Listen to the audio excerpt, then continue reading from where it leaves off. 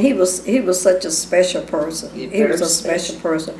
He was just so, like she said, he was so intelligent. And if you could read his letters, the words, no misspell, big words, he put them all in place. And he was so concerned about other people. He would tell me all the time, my husband's name is Gilbert. And he never met him, but he called him Uncle Gilbert. And then I raised one of my little great-grandsons, and his name is Cameron.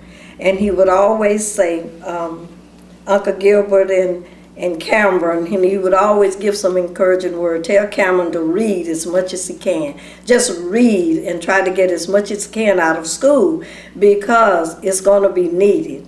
And, you know, that'll keep him out of, you know, trouble. And on holidays, he would always send cards, like anniversary. They would make someone, I guess, I don't know if he'd make them or not, but I think they had craft. He would make cards, and he would send cards like on our anniversary, birthdays, and Christmas, and you know, I just have so many cards that that he sent, and he just thought about other people, and he was so, just like she said, he was so gracious for anything that you would do for him.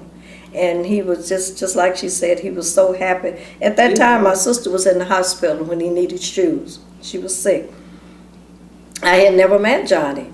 So I sent him $50 to get him some shoes. And the first time, just like she said, the first time I visited him, the first thing he did, he had never met me, but he knew that who I was, because we had been corresponding through letters, you know. And I sent pictures of my family, you know, and he wanted pictures of the house, and he wanted pictures of family, and he was so enthused about family, something he never had. He said, send me a picture of family, like you eating around the table or you get together. He said, because I want to see that. That's something I never had. So I sent him pictures, and he raised up his feet. He said, see my shoes? And he would just smile, and that just made me feel so good. Just like I said, it make you feel so good when you can do something for somebody else.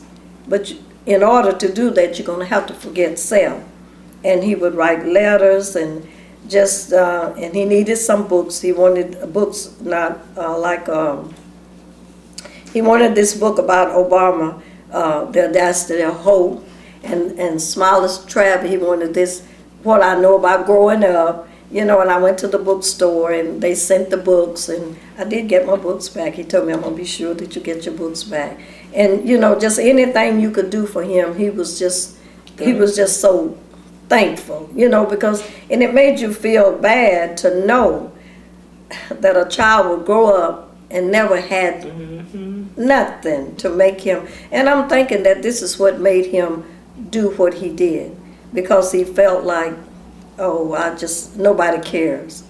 And it made you feel good to do something that and letters he would write, oh, his letters was just so, they were so innocent. He would type all his letters. They were so innocent. You could tell he was a very, very brilliant, just like he said, if he had got out, he could have gone to college, and he could have been there, because he just knew. I think he read a lot. I don't know if it was experience that made him like that, but he was a really smart guy. He was smart.